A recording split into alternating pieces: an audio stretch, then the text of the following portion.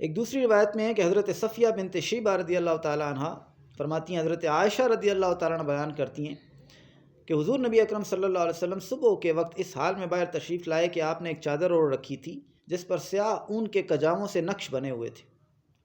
حضرت حسن بن علی رضی اللہ تعالیٰ عنہ آئے تو آپ نے انہیں اس چادر میں داخل فرمایا۔ پھر حضرت حسین آئے رضی اللہ تعالیٰ عنہ، آپ نے انہیں بھی اس چادر میں داخل کیا۔ پھر سیدہ فاطمہ آئی، آپ نے انہیں بھی اس چادر میں داخل فرما لیا۔ پھر حضرت علی کرم اللہ وجہہ آئے، آپ نے انہیں بھی چادر میں داخل فرما لیا۔ پھر آپ نے یہ آیت مبارکہ پڑھی، انما یرید اللہ لیذھب عنکم الرجس اہل البیت ویطہرکم تطہیرا۔ اہل بیت، اللہ تو یہی چاہتا ہے کہ تم سے ہر طرح کی ناپاکی دور کر دے اور تمہیں خوب پاک اور صاف کر دے۔ اس حدیث کو امام مسلم نے روایت کیا۔